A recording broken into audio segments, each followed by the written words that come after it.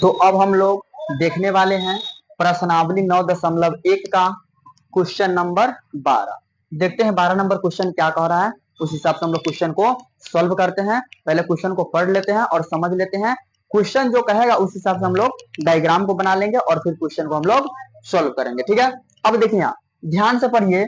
बोल रहा है कि 7 मीटर ऊंचे भवन के शिखर से, यानी कि एक कोई भवन है जो कितना ऊंचा है, 7 मीटर। यहां ध्यान से पढ़िए, कह रहा है कि 7 मीटर ऊंचे भवन के शिखर से।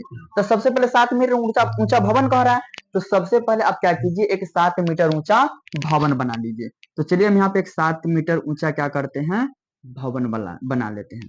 मान लीजिए कि एक भवन बन गया, ठीक है, जिसकी ऊंचाई कितना दे रहा है, 7 मीटर दे रहा है। ठीक है, अब आगे देखिए क्या कर रहा है कि भवन के शिखर से एक केबल टावर के शिखर का उन्नयन कोण 60 डिग्री है। यानी कि ये तो बन गया भवन, क्या बन गया, भवन बन गया। अब इसके शिखर से कह रहा एक केबल टावर के शिखर का उन्नयन कोण, तो केबल टावर कहां, इसके सामने लगेगा। मान लीजिए यहाँ पे एक केबल टावर बना लिए, ठीक है।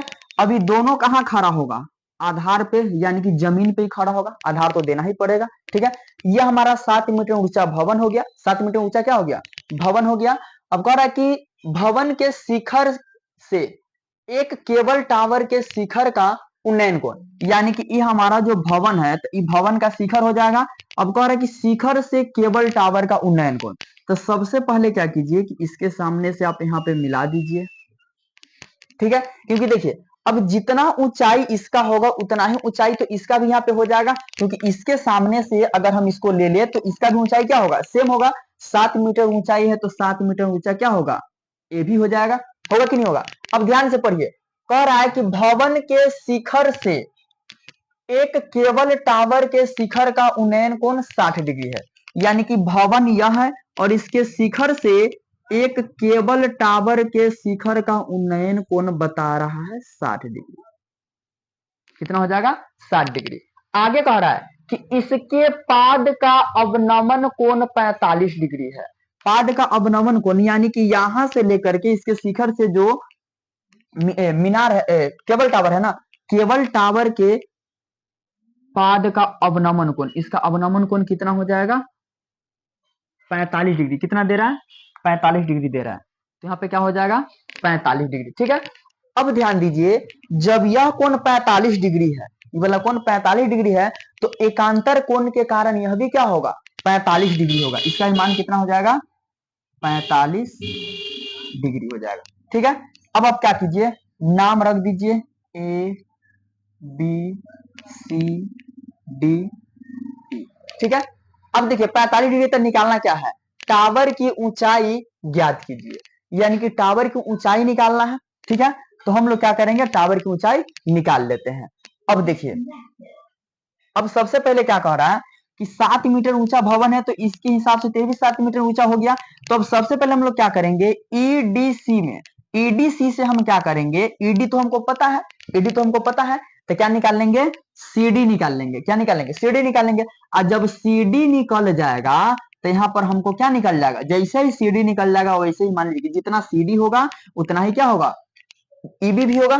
क्योंकि देखिए ईडी बराबर बीसी, ईडी बराबर बीसी, यहाँ पे सीडी बराबर क्या हो जाएगा, ईडी भी तो होगा। तो अगर हम त्रिभुज ईडीसी से अगर सीडी का मान निकाल लेंगे तो जितना मान सीडी का आएगा उतना ही मान क्या होगा, बीई का भी होगा। ठीक है, तो सबसे पहले हम लोग ले लेते हैं समकोण त्रिभुज ईडीसी से। ठीक है, यहाँ पर लिखेंगे समकोण त्रिभुज एडीसी में। अब समकोण त्रिभुज एडीसी में, अब देखिए दिया हुआ क्या है, लंब दिया हुआ है, निकालना क्या है, आधार। तो लंब बटा आधार किसका संबंध हो जाता है, tan का, और थीटा का मान दिया हुआ है, कोण का मान कितना, 45 डिग्री। तो tan कितना हो जाएगा, 45 डिग्री। तो चलिए यहाँ पे रखिए, यहाँ पे रखेंगे तो क्या हो जाएगा, tan 45 डिग्री बराबर क्या होता है, लंब बटा आधार। तो लंब क्या है, ईडी, लंब ईडी और बटा में आधार था, आधार क्या है, सीडी, सीडी। अब देखिए tan 45 का मान कितना होता है, 1 बराबर ईडी का मान कितना दिया हुआ है 7 अब बटा में सीडी। ठीक है, अब इसके बटा में कुछ नहीं है मतलब कितना है 1 है। अब सीडी को 1 से गुना करेंगे तो कितना आ जाएगा सीडी अब बराबर 7 के 1 से गुना करेंगे तो कितना आ जाएगा 7 आ जाएगा। ठीक है, तो इसका कितना आ गया 7 मीटर, यानी कि सीडी हमारा कितना आ गया 7 मीटर।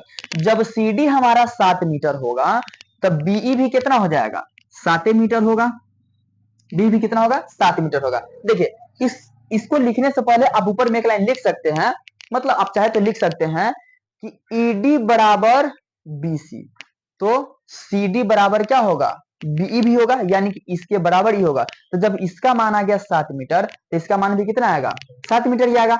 अब हमको निकालना क्या है मीनार की ऊंचाई निकालना है। तब मीनार की ऊंचाई निकालने के लिए हम क्या करेंगे, देखिए टोटल ऊंचाई क्या है एसी है, टोटल क्या है एसी है। अब एसी में से हम क्या करेंगे बीसी को घटा देंगे, एसी में से क्या करेंगे बीसी को घटा देंगे, तब हमारा क्या निकल जाएगा एबी निकल जाएगा। तो एबी निकालने के लिए हम ए बी ई में आएंगे, किस त्रिभुज में आएंगे ए बी ई में, क्योंकि देखिए यहाँ पर बीई का मान हमें पता है, कोण का मान दिया हुआ है, तो एबी का मान आराम से निकल जाएगा। तो एबी का मान निकालने के लिए क्या करेंगे एसी में से यानी कि टोटल में से हम इसको क्या करेंगे हटा देंगे। जैसे देखिए टोटल ऊंचाई है और हमको पता करना है इतना, तो इतना का मान अगर हम काट करके यहाँ से हटा दे तो जो बचेगा वही ना एबी का मान बच जाएगा, बचेगा नहीं बचेगा। तो हम लोग क्या ले लेंगे समकोण त्रिभुज ए बी ई में। यहाँ पे आप लिख सकते हैं समकोण त्रिभुज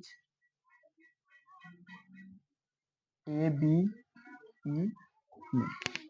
तो समकोण त्रिभुज ए बी ई में, तो ए बी ई में क्या हो जाएगा देखिए दिया हुआ क्या है आधार दिया हुआ है, निकालना क्या है लंब निकालना है, तो लंब बटा आधार किसका संबंध हो जाएगा tan का। तो थीटा का मान दिया क्या डिग्री 60 डिग्री, क्या लिखेंगे tan 60 डिग्री बराबर लंब, तो लंब क्या हो जाएगा ए बी हो जाएगा ए बी अब बटा आधार क्या हो जाएगा बीई बीई। अब tan 60 का मान कितना होता है √3, tan 60 का मान कितना होता है √3 होता है। अब बराबर क्या होगा देखिए AB को निकालने के लिए हमको क्या करना पड़ेगा AC में से BC को घटा देंगे तब ना AB बचेगा। AC में से अगर हम BC को क्या करें घटा दे तो हमारा क्या बच जाएगा AB बच जाएगा। तो AB की जगह पर हम क्या लिख सकते हैं AC माइनस BC अब बटा में BE। अब यहाँ √3 है तो √3 रहने देंगे बराबर AC का तो मान नहीं दिया हुआ है, AC का मान नहीं ना दिया हुआ है, तो AC माइनस क्या हो जाएगा BC, तब BC का मान कितना दे रहा है 7 मीटर, कितना दे रहा है 7 मीटर दे रहा है। और BE का मान दिया हुआ है, BE का भी मान कितना है 7। अब क्या करेंगे क्रॉस गुना कर देंगे। अब देखिए AC को 1 से गुना करेंगे तो AC ये रहेगा माइनस प्लस माइनस 7 एकम 7 बराबर 7√3 को गुना करेंगे, 7 को √3 से गुना करेंगे तो कितना आ जाएगा 7√3। अब देखिए 7 इधर माइनस में बराबर के उधर जाएगा तो प्लस में, तो AC बराबर क्या हो जाएगा 7√3 7√3।